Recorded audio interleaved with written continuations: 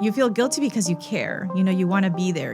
Are there any gender differences of how we handle stress? Or feeling like you have to do it because you feel an obligation to do it versus because you want to. We wait for other people to validate our emotions. The needs of my 16-year-old are very different than the needs of my 8-year-old. Set boundaries and reduce guilt. Sometimes we can't keep everyone happy. Welcome to Session and Secrets. And today we're talking trying to figure out if work-life balance is a myth or something that we're all just trying to figure out. Can we have it all? Exactly. And today, welcome. I'm here with my guest, Martha González, licensed marriage and family therapist. And Martha, you have been in the field of mental health for over 25 years. Exactly. A long time. Yes. And so what do you think? What does work-life balance look for you right now? Well, for me right now, I just think it's making sure I'm taking care of myself, my family, work, and then also boundaries. Boundaries with people, with my time.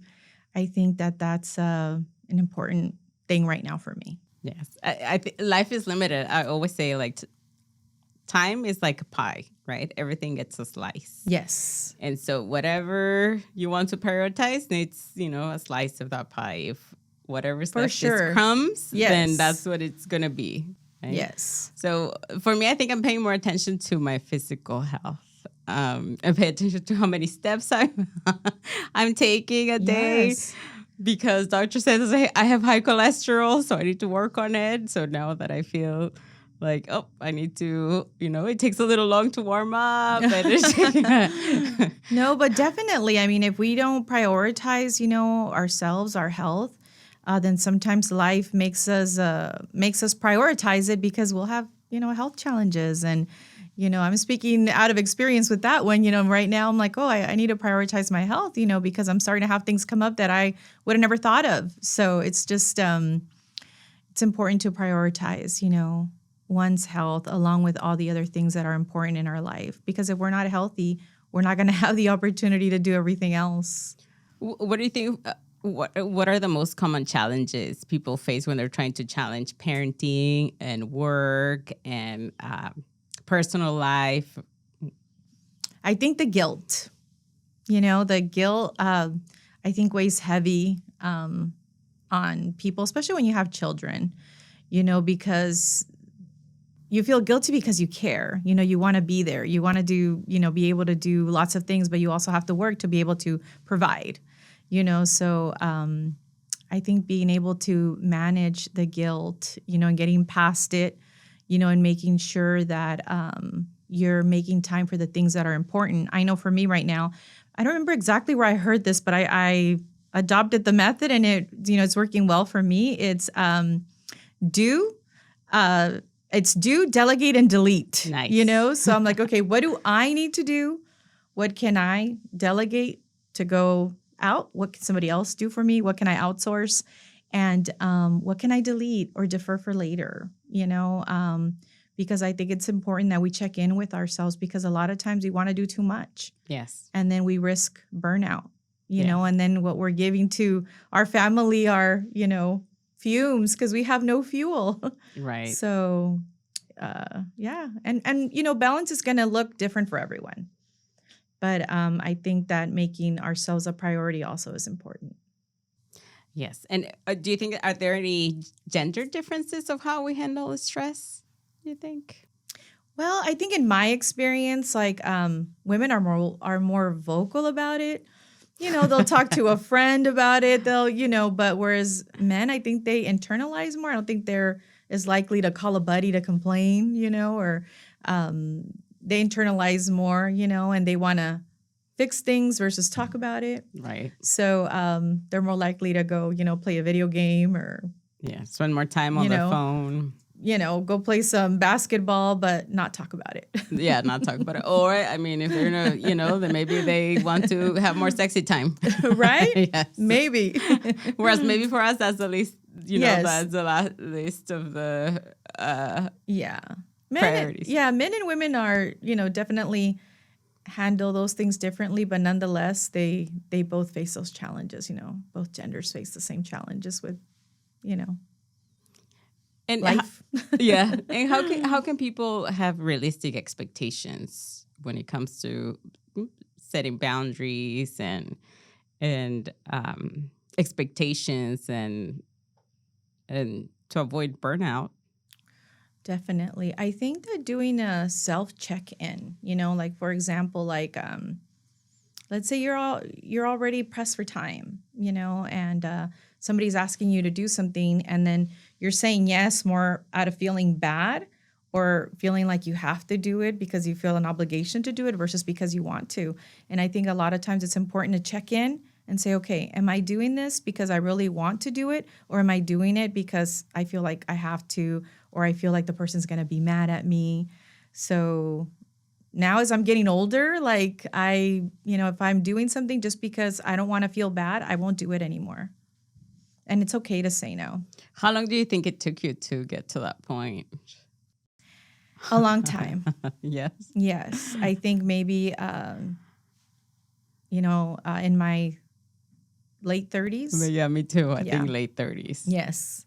Yeah. Yes. And I wish I would have started sooner because nothing changed. You tell people no, and exactly. And it's fine. It's okay. The world doesn't fall apart. Yes, it's okay if you say no. If you don't have time, you don't have time. Yes. And it's okay to say no. And sometimes we expect people to not be okay with it, right? And we don't even try it. And we find out that people are okay with Yes. it, right? And it's so Yes. simple to Yes. just bring up, to really validate how you're feeling or what you Yes. want to do. And also like getting rid of that negative talk. Like you said, sometimes a person's not even thinking that, and we're already in our head Right. thinking, We're the worst. assuming, yeah. Yes, assuming the worst. Oh, they're going to be mad. When in reality, they're like, okay, no big deal.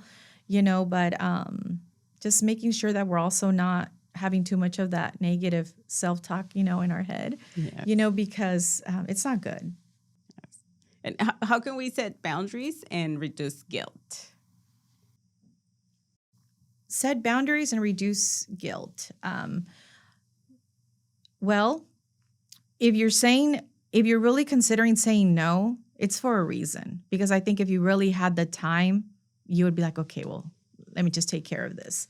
But just being kind to yourself and knowing that you can't, sometimes we can't keep everyone happy, and if it's really something that you can't do, being okay with just being okay with saying, right now, I can't be of service with that. Maybe next time. Just being okay with saying no, I think. Like be real with yourself, right? Yes. Sometimes I tell that to my Yes. clients, you have to be real with yourself Yes. first. It starts with you being honest Yes. with yourself about how you're feeling and monitoring that. Yes, because at the end of the day, you have to live with you, Exactly. So you need to make sure you're okay. And sometimes, I also talk about like we wait for other people to validate our emotions, Yes. but it's our responsibility Absolutely. to validate our own emotions, right? Absolutely. Because how would they know how we're feeling if we're not Exactly. expressing it? Exactly. So, and it also opens up for conversation. If you can't, I can't, I have a lot of things going on, maybe next time, it opens up a dialogue also. And that person might be able to share some insightful information that might be useful to you and how they manage stress or handle things. Yes. So, How or about- life. Yeah, exactly. And what about burnout? How do we recognize burnout? How do we recognize it? Mm-hmm. Well, if you start to notice, I'm feeling really tired at work, even though I sleep, I'm having a hard time getting up, I'm noticing that I'm, not being as productive. Or dreading. Yes, right? or dreading doing certain things. And when we start to notice, I think it's important that we, tune in to see what's going on. And what do you do? Well, have you ever felt that way? I think the time where I honestly say that I really felt that way was during COVID. It was so hard, What about when we were doing our hours? We did our hours together. You had full-time. Yes. You had a full-time job. I had a did. full-time job. We I were going did. to school Yes. and doing hours. What about that time? And having those 3,000 hours hanging over our head, right? And having children, Yes, too. yes. Raising. So that was a busy time, Right? but I was younger then. I know. I feel like I don't have that kind of energy anymore. No, and I think it all comes in stages, in different stages of our Yes. lives. Yes. I think that when I was younger, I had more energy and I had more of me to, do many different things. Right. But now as I'm getting older, it's just some things are just not feasible anymore. Yeah. I'm like, I want to prioritize sleep. Yes. Yes. Whereas maybe in your 20s, that wasn't a priority. Yeah, that's not a priority. Exactly. And now it's like, for me, it's a major priority. I need to sleep. Yes, Exactly. Sleeping, making sure, you get some type of physical activity in. Like for me, meditation has been huge for me, a game changer, definitely. And at first, when I was like looking into it, I'm like, I can't even sit still for 20 minutes. How am I going to do meditation for an hour? So I actually took a class and I learned how to do it. And now I can successfully sit through meditation. And I think it has really alleviated a lot of stress symptoms that I was experiencing. But that meditation has really helped me out tremendously. And I would recommend it to anyone. And even if you think it's hard or that you can't sit through it, it just takes practice. Yes. And the more you do it, like the more you're able to, be comfortable present with it and know that, what, this is for me, this helps me. Yeah. And I always tell clients, if it feels like you're not doing it correctly, you are doing it. That's part of the exercise. Yes. Right? Like just being aware. And meditation, it doesn't cost any money to do. You don't have to go anywhere. Even if you just need a break, you can step outside, go in your car, sit there for 20 minutes, close your eyes, meditate, and then come back refreshed. So I really enjoy that. So what do you think? Do you think that is it truly possible to have it all? I think so. I think so. Tell me more. I think so, because I feel that there's time for everything. And, and the things that are important are going to get taken care of, and then the things that don't matter, or aren't as important, I think that it's okay to leave them on hold. Right. But I think that we can have it all. What are your opinions? What do you think? Can we have it all? I was telling you that I think you can, but at different times. Okay. Right? Like, tell me more. Yeah, like I could do certain, maybe, in my 20s, like I could do a school, I could do full time and my hours on the weekends, right? Would I be able to do that right now? No, right? So I can't have that, but I could have a different habit all for me, which would be maybe work and doing something like this, a podcast, right? Yes. And trying to prioritize my physical health, but maybe there's no space for something else, for sure, right? But like our needs and wants change. Exactly. What you need in your 20s is not like what you need in your 30s or your 40s. So needs and change. Yes. So figure out what you need and what you want. Yes, that's important. And then I think that's where, or I don't know. At least for me, is like that's what it means to have it all, right? Yes. What works for one might not work for the other. It's not a one size fits all. Exactly. But definitely I think that we can all get to that point where it's like, you know what? I can have it all. So I think it's doable. It just takes a lot of planning. You have to plan. Yeah. And how do you navigate career life with family responsibilities? Or being a mom? Well, I have certain, like I have a routine, so like, okay, well, laundry gets done on this day. These things get done on these, when stuff happens. So structure, having structure is having helpful. Structure. So structure is the number one thing, having structure, because it helps the kids, it helps me. And, if I'm not stressed, they're not stressed, and they're watching how I'm handling things. So it's important that I have structure. Structure is super important. And we talked about how we were talking about how responsibilities are different, right? Yes. When it comes to parenthood, depending on your kid's age. And my responsibilities, my daughter is an adult, so I am responsible, but not really, right? So I have more freedom. Whereas if I had a young child, I would have more responsibilities. Yes. So I still have, I have an 8-year-old and a 16-year-old with me at home. And, the needs of my 16-year-old are very different than the needs of my 8-year-old.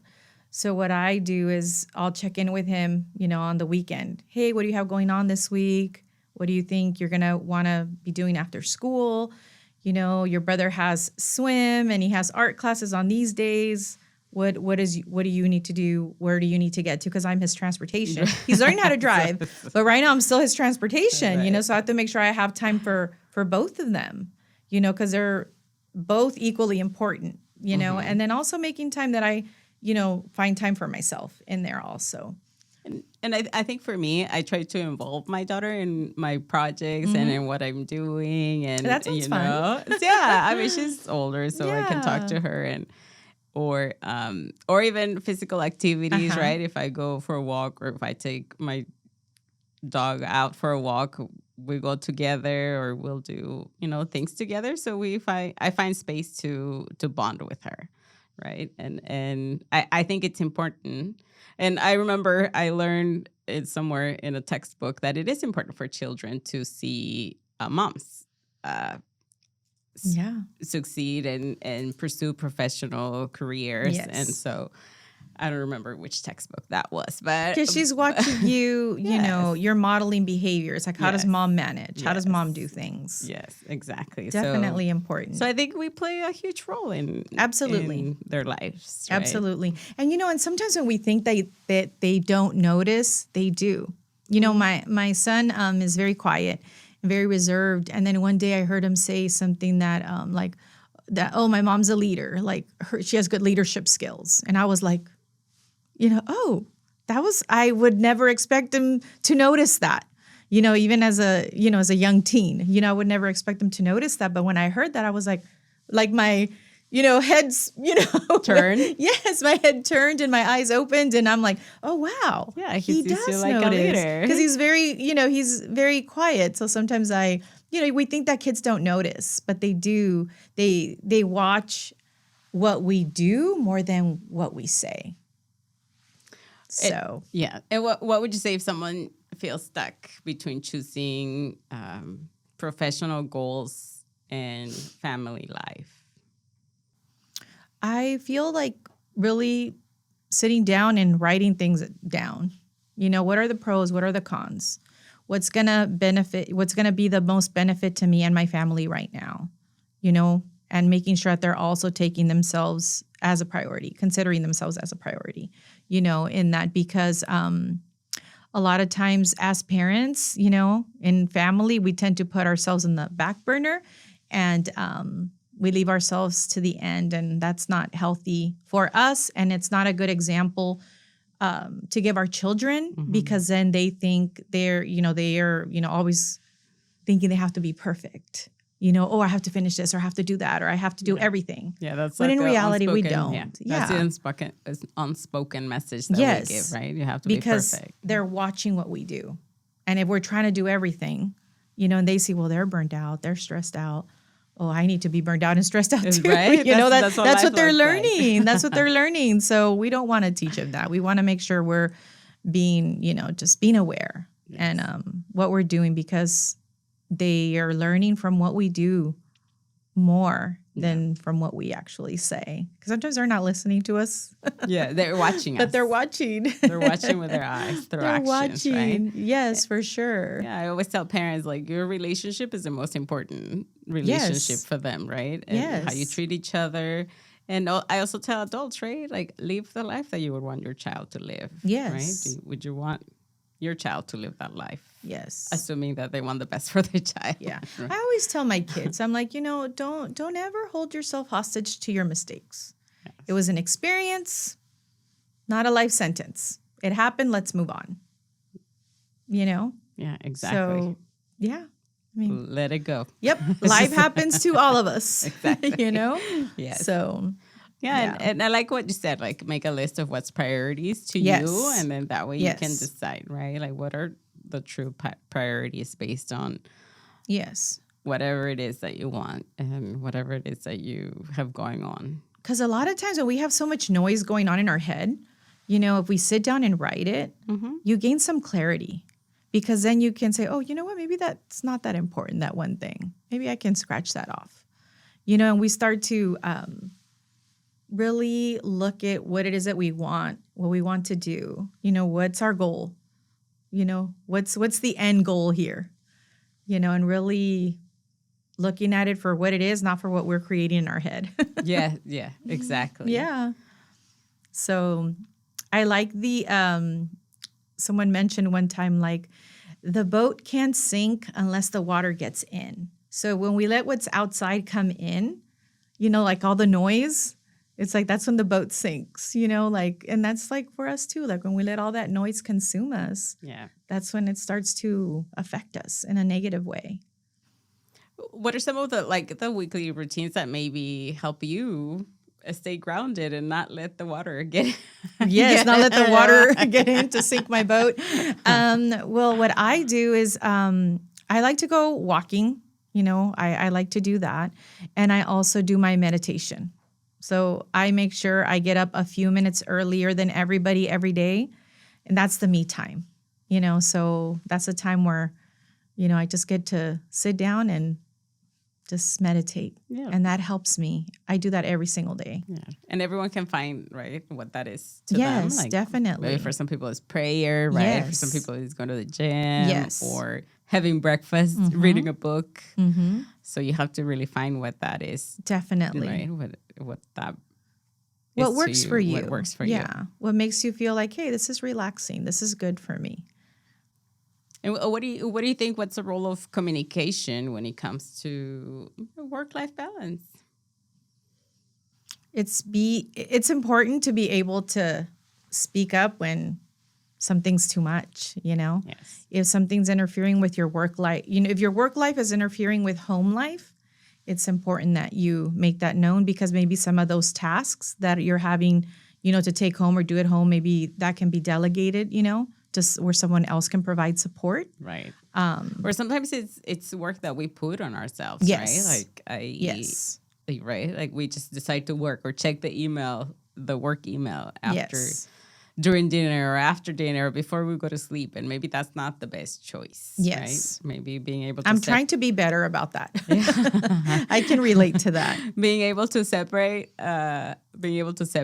life yes. and work. Yes. Right? Because whether we answer that email at 4:05 or at 8 in the morning, you're still getting back to that person. Yes. It's not going to it's not, an emergency, for some things, because obviously if it's an emergency, you're going to receive a phone call, not an email. Right. So, just definitely setting those boundaries for yourself. Yeah. From this time to this time, I don't touch the cell phone. I don't touch the email. I'm present where I'm at. Yeah. I can't be at two places at once. Right. Yeah, and I was talking about how for me it was also like setting a boundary with myself, leaving some battery, right, for me, because I was coming home grouchy, and then our home family is like, "What is up with you?" So just leaving a little bit of energy and battery for my family. That way they don't get the worst version of me. Right, the tired version. Right. Yes. So exactly. So boundaries too. We have to set boundaries with ourselves. Yes, definitely. And which brings to like self-care, right? Like it's important to continue or to start a self-care routine and model that too. Yes, and that's going to look different for everyone. I know, like for my kids, they're involved in sports and whatnot. So like going to the gym is important to them. So I'm like, okay, that's what they like to do, I thought you were going to say, so I go with them. No, sometimes I do. They give me their buddy pass, so I do join. But that's an important part of their life, as athletes, so. Yes. Yeah. And the communication, right, that you have with them, like that's important. And they'll tell me, Mom, you can just go walk. You can just go walk at the gym. You can watch us. And how do you keep individuality? How do you keep yourself from not losing yourself in your role as a professional, in your role as a parent? I just always like to remain connected to the things that I like, you know, just little things that I like to do for myself, you know, just making sure I'm still connected to those things, you know, and maybe it's sometimes I can't do it as much as I want to, but, you know, just, yeah, just those things are important to me. Yeah. Yeah, and I think I do the same, right? Like just trying to find those little things, even if it's not every weekend, right? Even if it's maybe once a month or Yes. once, you know, if it's like going to a concert Yes. or if it's, you know, I'm not going to do that every week, Yes. but I maybe, you know, every 3 months or something like that. Definitely. Yeah, or, you know, spending time with friends or family. Yes. And maybe I can't do it on a weekly basis because, you know, sometimes I do need to rest. Right. And we do I feel like it's important to make time for the things that are important, you know, and those connections with like family and doing the things that make you feel happy and authentic, you know, with yourself. Yeah. So, yeah. And what would you say, what's one secret or secrets that you could share that have helped you stay true to yourself and and still keep the balance between life and work and you? Well, for me, I think taking that in-person transcendental meditation class really helped me. I cannot stress that enough. Like that, taking the initiative to go sign up, take the class, sit through it, and learning how to properly meditate. You know, I think that's my little secret. That's worked for me and it's helped me. And the people that I know that have done it as well, they have had, you know, positive benefits from it. So it's been a good thing for me. And I said that's probably one little secret. And my takeaway is the 3Ds. Okay. And you said what? Do, Do, delegate, and delete. and delete. Yes. So, Not sure where I heard that, but I heard it somewhere. But it's been working for me too. yes. Well, Yeah. thank you very much, Martha. It was a pleasure having you here.